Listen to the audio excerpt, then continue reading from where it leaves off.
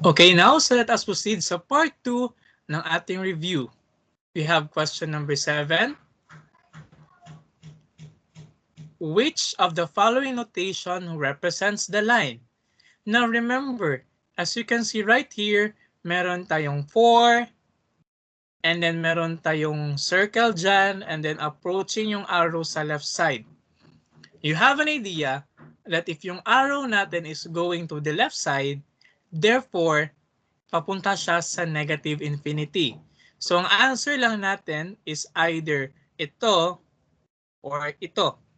But remember, itong circle natin na ito, hindi ito siya shaded.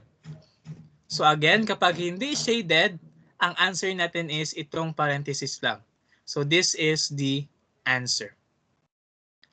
Sa example, question number 8, which of the following notation represents the line? In this case, the arrow is going to the right. So that is positive infinity. Now, sa 6 natin, naka-shaded siya. So kung kanina, kag hindi shaded, parenthesis. Now this time, naka-shaded naman siya, that means you are going to use the bracket. So asan dyan, ang merong bracket sa 6, and then positive infinity. Ito ba? Or ito? Yes, you are right. Ito ang ating final correct answer. That is for question number 8. For question number 9, which of the following notation represents the line? Now, as you can see right here, dalawa na sila. So, ang nangyari dyan is, yung ito na figure, ito, pinag-combine lang dito. So, we are using the union. Now, dito muna tayo. Shaded si 2, papunta sa negative infinity. So, asan dyan si shaded si u, or ang gagamitin is bracket na 2, papunta sa negative infinity. So, we have either this one or this one. Zoom in ko lang. So, we have either this one or this one. Wherein bracket ang ginamit sa 2, papuntang negative infinity. Now, observe yung 5 natin. Papunta siya sa positive infinity, pero hindi siya shaded. So, kapag hindi shaded, bracket or parenthesis? Parenthesis. So, sa kanilang dalawa, saan sa kanila yung ginamit ang 5 na parenthesis going to positive infinity? Ito ba? O ito? Tama. So ito yung magiging final answer natin. So click this one. That is the right answer. Number 10. Which of the following is the critical values of x plus 8 all over x minus 2 less than or equal to 0? Now, sa critical values, remember, kapag critical values yung pinag-uusapan natin, you are going to equate the numerator and denominator to 0 to 5 and then find the value of x. And then kung ano yung value ni x, yun yung magiging critical values natin. So in this example, we have x plus 8 all over x minus 2 less than or equal to 0. So, equate lang natin ang numerator and denominator to 0. X plus 8 equals 0. Transpose positive 8, so magiging negative 8. So, meron na tayong negative 8 na isa. Next is the denominator, which is x minus 2 equates sa 0.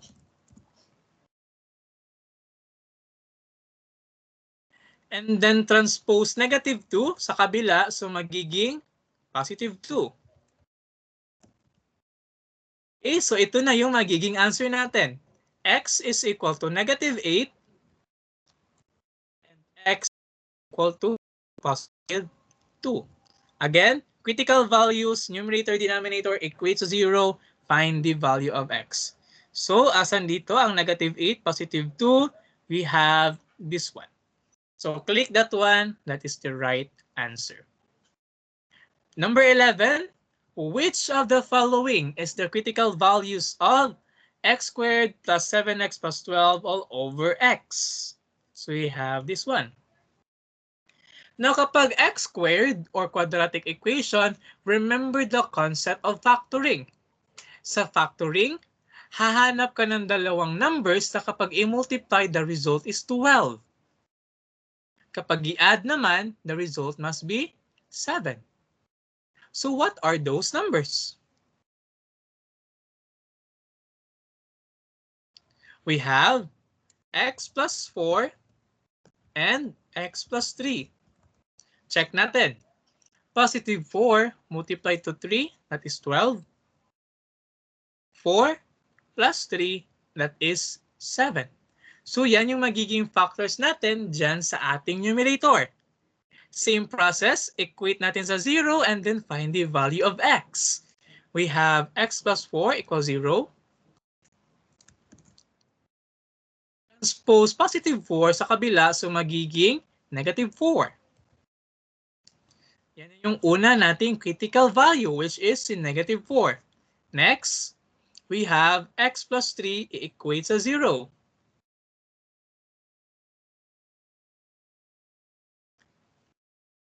Transpose 3 sa kabila, so magiging negative 3. So meron na tayong pangalawang critical value. Now lastly, do not forget our denominator. We have here the denominator x. So equate natin siya sa 0. Wala na tayong kailangan i-transpose. That means, yan na yung magiging another critical value natin, which is equal to 0. So answers, negative 4, negative 3, and 0. So saan dyan yung answer natin? We have this one. Click and that's the right answer. Number 12.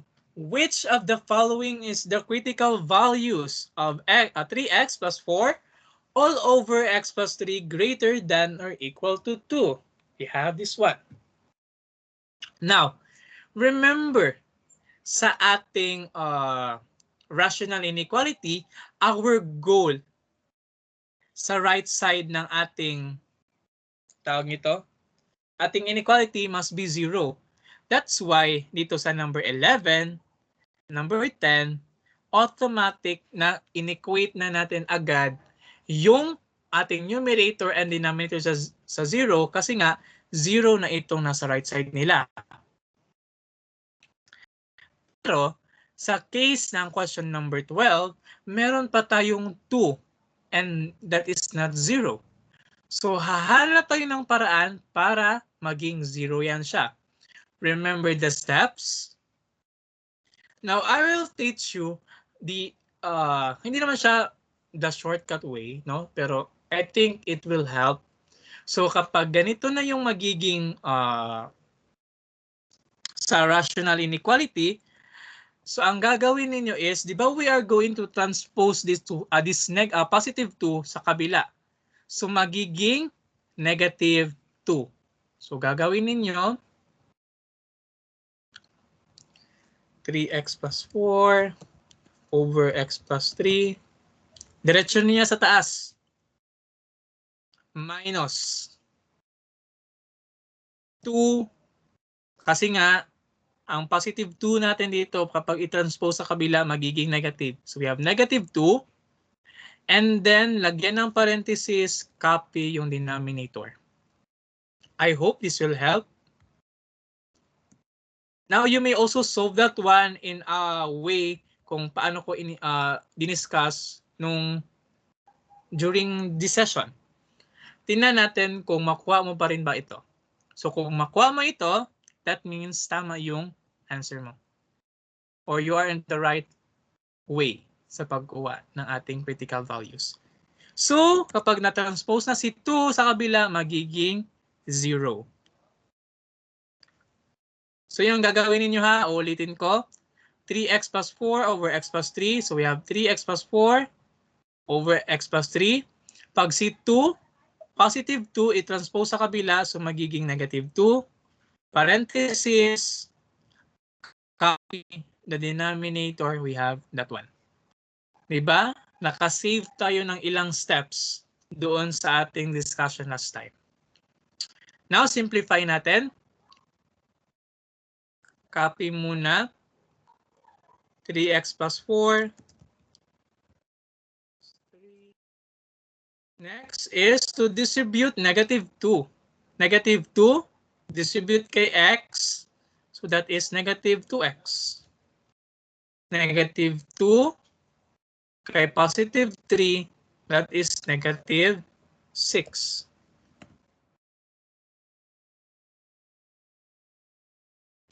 Next is simplify. 3x minus 2x, so that is x.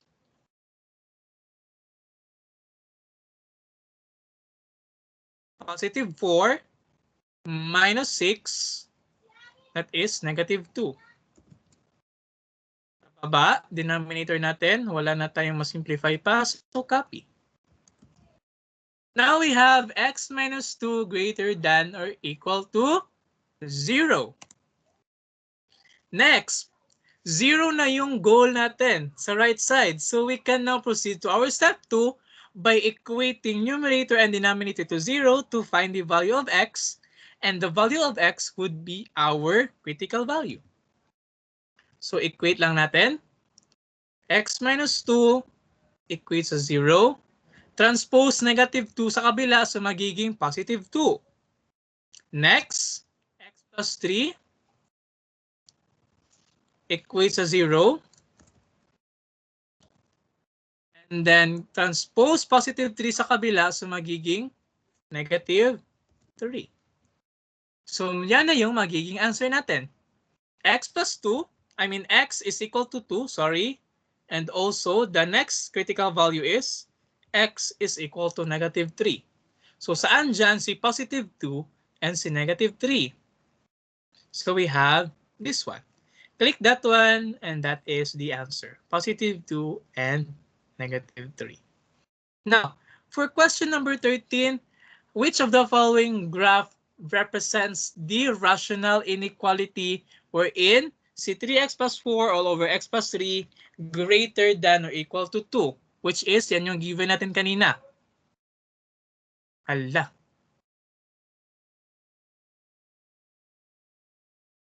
Sige, stop ko muna.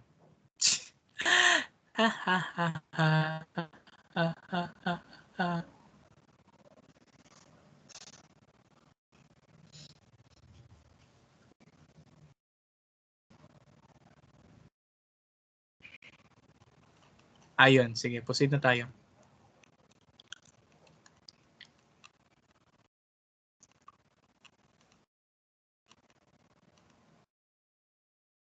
Sige. Continue. Ito yung given na continuation kanina. Since nakuha na natin yung nakuha na natin yung critical values, which is si 2 and si negative 3. Now, saan sa apat na ito ang ating ma-locate yung ating critical values na positive 2 and negative 3? Again, positive 2, negative 3. So ang answer lang natin para sa graph na ito is either nandun lang kay A or kay B. Kasi positive 2, negative 3. Disregard na si C and D kasi negative yan siya. Negative si 2, positive si 3. Baliktad. So focus tayo dito kay A or B. Now this time, meron na tayong fraction, which is this one, tama? Na ang gagawin nyo lang is to test one value lang muna. So in this case, let us say, ang iti-test lang ninyo is if this is 2, and kung mahirapan kayo mag-deal with negative numbers, pwede nyo piliin nyo muna yung positive. So in this case, after ni 2, we have 3. So substitute natin si 3 dito sa ating fraction.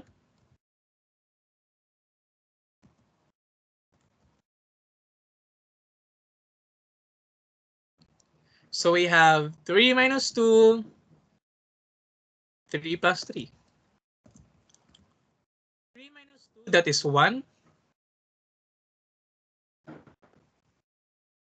3 plus 3, that is 6. Now, comparing 1 and 6 doon sa ating inequality, which is greater than or equal to 0. Now, is 1/6 greater than 0? Is 1/6 greater than 0? Yes, that is true. Therefore, hahanapin natin dito kung saan yung true coming from the boundaries ni 2 papunta sa positive infinity. Now, di ba, sabi ko last time, kapag plus sign ang ginamit, that means that is true. Kapag negative sign ang ginamit, that is false. Si Ma'am Charmin kasing gumawa nito. So, iba yung way nila. Pero again, same pa rin yan. Plus symbol, true. Negative symbol, false. So, 1/6 is true. Therefore, yung 3 na ginamit natin kanina is a part of the solution, which is true. Saan dito ang true sa kanila? Ito bang si B or si A? Okay, so sa kanilang dalawa, si A, yung true, yung boundary coming from 2 to positive infinity. So answer nyo kaagad, A. Huwag na kayong magpakahirap pa. Again, we are doing the elimination. In this given, tinanggalan natin, in-erase natin si C and si D kasi nga yung critical values is positive 2 and negative 3. So, kanilang dalawa na lang. So, next step, you need to be wise. So, 2 and 3, 2, boundary positive infinity, we use 3. Pag substitute natin, ang naglabas is true. Since true yan siya, so plus yung gagamitin. Saan sa kanila ang gumamit ng plus? Si A. So answer, we have A. Okay? Question number 14. All statements about the line representation are true except which of the following? So ang ibig sabihin lang na question na yan is lahat daw ng sinabi dyan na statements are true except sa isa. So hahanapin natin dito kung saan sa kanila ang hindi true. So we have this picture or figure. Okay, let's check. X equal to is a solution. Now, ang 2 is nakalocate dito, banda. Now remember, kapag ganito ang figure natin, that means ang boundary natin is coming from positive infinity. Ang boundary natin is coming from positive 4, positive 4 to negative infinity. So lahat ng numbers galing kay 3 papunta sa negative infinity is part of the solution. So 2, yes, check, part sa solution. So hindi yan naging answer natin. X is equal to negative 2 is a solution. Yes, still, kasi nga papunta siya sa negative infinity. Now, x is equal to negative 4 is a solution. That is still true. Now, x is equal to 4 is a solution. Tingnan ng maigi ang figure. Naka-shade ba si positive 4? No. Since hindi naka-shade si positive 4, that means x is equal to 4 is not a solution. Therefore, itong x is equal to 4 is a solution, ito yung mali. So, sa kanilang lahat, ito lang na statement ang mali. So yan yung magiging answer ninyo. Punta tayo sa number 15. All statements are true about the line representation except which of the following? So ito again, pag positive sign, true, negative sign, false, positive sign, true. That means ang numbers ni 1, 0, negative 1, negative 2, and negative so on and so forth are part of the solution. Numbers ni 6, 7, 8, 9 are part of the solutions. Numbers 3 and 4 are not part of the solution. 2 is still part of the solution kasi shaded siya. 5 is not part of the solution kasi hindi siya shaded. All the statements are true except 1. So hahanapin natin ulit dito kung saan yung hindi true. Ito, x is equal to is a solution. Yes, that is true kasi shaded siya. Next, x is equal to 3 is not a solution. Nandito banda ang 3, negative sign, so that is false. Yes, tama siya. That x is equal to 3 is not a solution. However, this one, x is equal to 5 is a solution. Hindi naka-shade dito si positive 5. That means mali ito na statement. So ito yung magiging answer natin. X is equal to 5 is a solution. Kasi nga, mali siya because x is equal to 5 is not a solution. Okay, so that is for the part 2 of our review.